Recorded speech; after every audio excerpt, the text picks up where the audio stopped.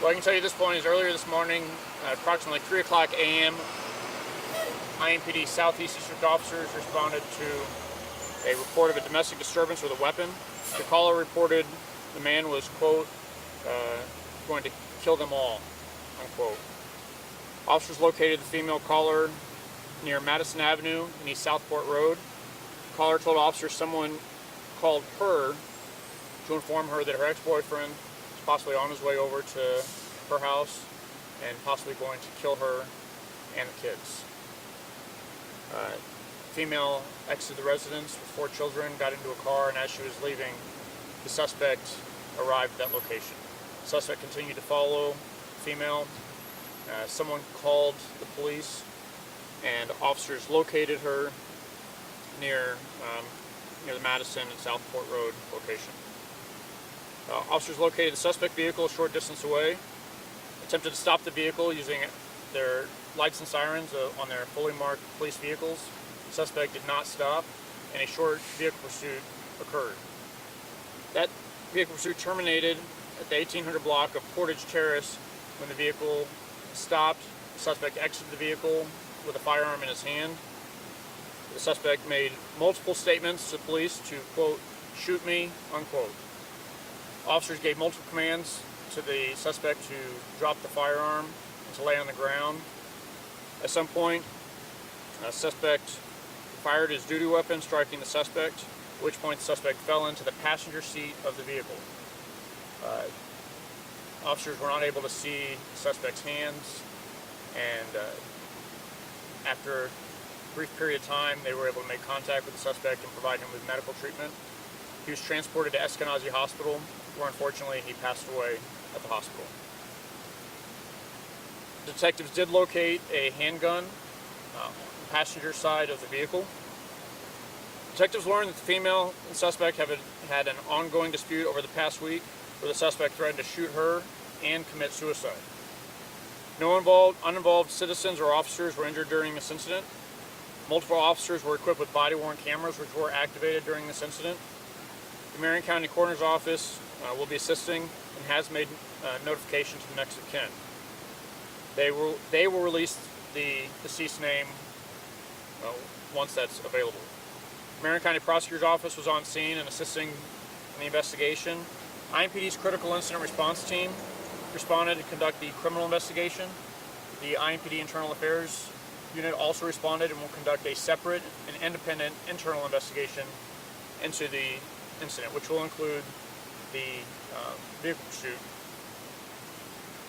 The Civilian Majority Use of Force Review Board will conduct a mandatory hearing following the conclusion of the criminal process.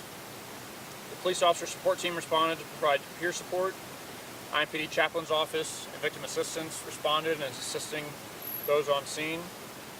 Anyone with information about this incident is asked to contact Detective Winter at the IMPD Homicide Office at 327-3475, or they can call Crime Stoppers at 262-TIPS.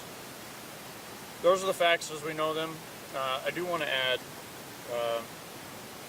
this was a very tragic situation. Nobody wins in this incident. At the same time, we're thankful that the female who called or who made contact with the police was safe. We're thankful that her kids are safe. Had the police not responded, had she not left her home, we don't know what could have happened, how this could have been tonight. So we are thankful for her, and IMPD will continue to provide resources to her and her family. Are there any questions? What is this location right here as it relates to this situation? Right there where it ended. Other than where it ended? Yes. Is it one of their homes involved? I don't have any information that anybody lives here. Don't have any information this time. Did the woman, did she call police or someone call police on her behalf? We're trying to figure that out, the details, because there was some communication between her and another individual. So not certain if she's the one who called or if a relative or friend called on her behalf. We've been told by some folks here they heard a single gunshot. Is that what you believe? One shot was fired, or could it be more? We know that at least one shot is fired. What happens in this process is the Marion County Forensic Services Agency and the detectives, they take the officer's firearm, they count the number of rounds, They looked for forensic evidence for any shell casings to verify that that was the exact number of shots that were fired. We've also been told that the individuals involved here have been in a relationship, they have several children together. Is that your understanding at this time? I can tell you there was a long-term relationship. I don't know if they had any of the children were in common or not. But that's something the detectives, and speaking with her and with other family members, will be able to determine if they haven't already. And did you say that any officers did see the weapon, the firearm, before the shot was fired? So the officers gave commands to the individual to put down the firearm. So what will happen in this process is all the officers were required to provide a statement to Internal Affairs. That hasn't happened yet. So once that happens, we will have more definitive information. Once they speak with Internal Affairs, and the uninvolved officers will also speak with criminal investigators, and then we'll have definitive information about what they observed. So they did see a weapon, and then that's what they told them to kind of put it down. So I'll repeat that. Yeah. The officers gave verbal commands for the individual to put down the firearm. The process is the officers who are uninvolved will give statements. They have not done so yet. They will give statements about what they observed, what they saw, what they said. That will happen at a later time. I guess Were there any body cams or any cameras around the scene of the incident? Yeah, multiple officers had body cameras, and they were activated. We were able to review some of those at this point, which is how we know some of the information that we're sharing with you without speaking with the officers. Sorry, just to be so we're completely clear, did he claim to have a weapon, or did they see a weapon, or both, or is that just not known? There was a weapon in his hand. That's from body cameras. That's not from speaking with the officers. Concern for the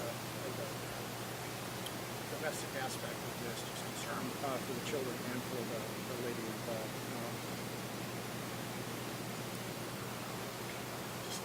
Do you know I need whether to just help that domestic problem. Sure. Yeah. Too often in our community we see domestic situations end in tragedy.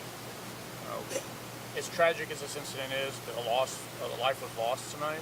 The family of that individual is dealing with it. Our officers are dealing with it. The woman involved is dealing with it. That being said, we're thankful that she's safe. We're thankful that her children are safe. Had she not left the residence, had officers not been involved in this, we don't know what could have happened tonight. do you know the relation between the deceased and the children? Was he their father, or was he just an ex-lover? Right. So the woman and man were ex-boyfriend, ex-girlfriend. The relationship between the man and the child, I don't have that information. And to, I guess, step back a little bit, this woman was being warned that this man was coming for her. She left her home, and we understand that was he chasing her at that point? Right. So she was warned, just like you said, she was warned that he was en route to her home. She left just before he arrived. He was following her in the vehicle, and that's what alerted police to respond to the scene. So what will happen at this point, we will provide a written brief to the media and to the public. If there's any questions from the media, we can certainly receive those to our email, and we'll try to address those moving forward. And if there's additional information, we will certainly provide that. Thank you.